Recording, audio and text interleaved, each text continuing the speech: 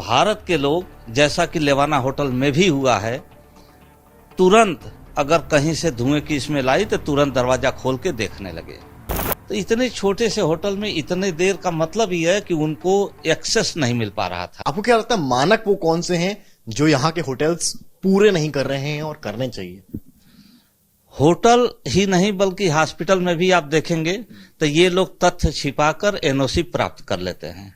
NOC प्राप्त करना ठीक है, उनके संचालन के लिए आवश्यक तो है, लेकिन उद्देश्य ये नहीं होना चाहिए। उद्देश्य जीव रक्षा होना चाहिए। अब किसी भी कीमत पर अगर उन्होंने तथ्यों को छिपाया, जैसे सेटबैक जो होता है 1/3 of the height of the building होना अनिवार्य है, and that should be open up to sky, यानी बीच में कोई अवरोध ना हो ताकि फायर सर्विस का वाहन उसके बाउंड्री के अंदर एक तरफ से घुसे और दूसरे तरफ से निकल जाए। इस व्यवस्था के होने पर कैजुअलिटी होने के चांसेस कम होते हैं।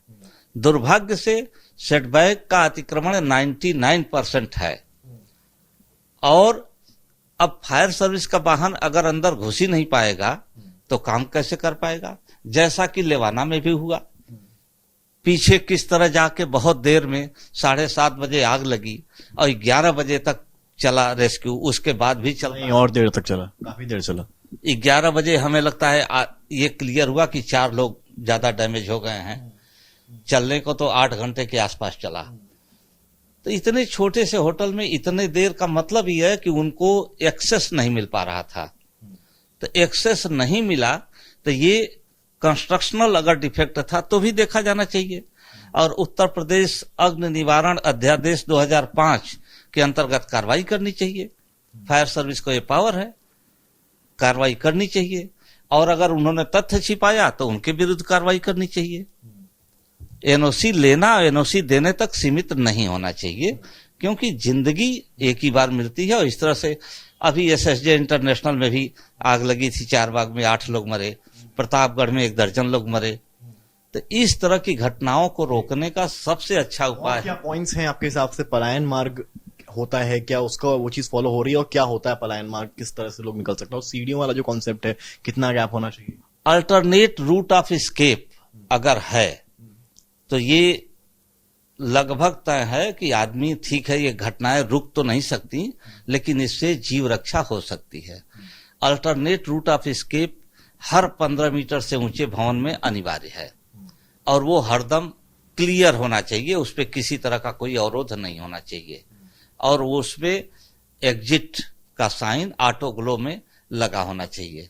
उस पे जो सीढ़ियां हो वो उसकी चौड़ाई कम से कम 1.5 मीटर हो, स्टेप जिस पे रखते हैं वो 30 सेंटीमीटर से कम चौड़ा ना हो, राइजर जो होगा वो 15 सेंटीमीटर से ज्यादा ऊंचा ना हो। इस तरह के मानक को देखते हुए 10 स्टेप के बाद एक रेस्ट आना चाहिए। ये सब कंस्ट्रक्शनल जो चीजें हैं, जिसमें सबसे पहले आता है भवन की हाइट के सापेक्ष सेटबैक, पहुंच मार्ग, सीढ़ी, फर्श से छत की ऊंचाई, कोई भी जीना ऐसा ना हो जो थ्रू एंड थ्रू बेसमेंट में चला जाए, यानी ऊपरी तलों से आने वाली सीढ़ी ग्राउंड तल पर टर्मिनेट हो और फिर कहीं और से बेसमेंट में जाए। बेसमेंट में अल्टरनेट रूट ऑफ एस्केप जरूरी हो, यानी प्रवेश और निकास एक ही ना हो। नहीं तो क्या ये आप एग्जिट की बात कर रहे हैं कि 2 एग्जिट होने चाहिए? क्या उससे रिलेटेड है या अलग है? ऑलराइट नहीं, एग्जिट तो एक सामान्य एग्जिट होता है, एंट्री होती है, लेकिन हम जो बात कर रहे हैं वो जीव रक्षा के दृष्टिकोण से प्रवेश आब्रिक निकास मार्ग, वो सीढ़ियों का, क्योंकि लिफ्ट को हम काउंट नहीं करते हैं। अगर किसी जगह आग लगी तो सबसे पहले हम विद्युत बंद कर देंगे, तो लिफ्ट बेकार हो गई। वैसे भी लिफ्ट में ही, अभी आप सुने होंगे बॉम्बे में लिफ्ट में ही कई फायरमैन लिफ्ट से ऊपर जा रहे थे, बीच में फंस गए, आग लगी थी, वो लिफ्ट में ही मर गए। देखिए ये तो चलिए हो गई उसकी बात की कमियों की, या फिर जो चीजें नहीं हो रही है होनी चाहिए। अगर कोई आम व्यक्ति फंस गया है किसी होटल में, उसको कैसे निकलना चाहिए? उसको उस वक्त क्या करना चाहिए? रेंग कर चलना चाहिए या विंडो से निकलना चाहिए? कि उसको ऑप्शन नहीं बचा है तो क्या करे? कुछ हिदायत आप पब्लिक को देंगे जो, मतलब अगर कहीं कोई फंसे? ताज होटल बॉम्बे में आप देखे होंगे कि मात्र एक अमेरिकन की डेथ हुई थी और एक कोई स्वीडिश या किसी अन्य देश का नागरिक था, उसकी डेथ हुई थी। और ज्यादातर डेथ जो हुई वो इंडियन की हुई। जहां तक मैं समझ पाया उसका कारण ये था कि भारत के लोग, जैसा कि लेवाना होटल में भी हुआ है, तुरंत अगर कहीं से धुएं की स्मेल आई तो तुरंत दरवाजा खोल के देखने लगे और दरवाजा खोलते ही धुआं कमरे में भर गया। लेकिन ताज होटल में जब उनको स्मेल आई तो उन्होंने दरवाजे पर लगे हुए पर्दे को उखाड़ा और उसको पानी में भिगो के दरवाजे के नीचे जहां से भी थोड़ा धुआं आने के चांसेस थे उसको सील कर दिया। अब वो कमरे में पड़े रहे। अभी लेवाना होटल में उज्जवल नाम के व्यक्ति द्वारा दरवाजा खोल दिया गया, अब खोलते धुआं भर गया और वो बेहोश हो गए। तो अगर फंस गए हैं, जो प्रश्न आपका है, अगर आप फंस गए हैं तो किसी भी कीमत पर पहले दिमाग में रखिए कि कहीं से भी धुआं आ रहा हो तो उसको हम रोकें और नाक पर तौलिया है या कुछ भी जो भी अवेलेबल है उसको हम बांध के कि किसी भी तरह से धुएं को इनहेल हम न कर पाए।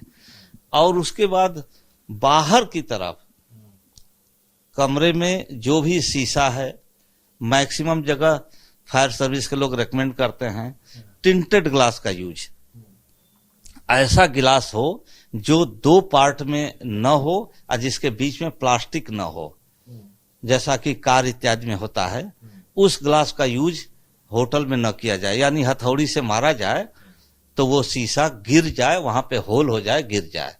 और उस शीशे के पास छोटी सी हथौड़ी रखने का भी प्रोविजन है, जो 99% केसेज में नहीं होता है।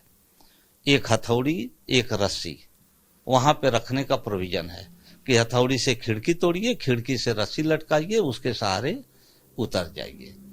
इन सब व्यवस्थाओं को देखने के बाद ही एनओसी की प्रक्रिया आगे बढ़ाई जानी चाहिए। और ये सब अगर नहीं कोई देख रहा है तो थर्ड पार्टी ऑडिट में ये आना चाहिए। और इसको उत्तर प्रदेश के माननीय मुख्य सचिव साहब ने भी इस तरह का सर्कुलर जारी किया हुआ है।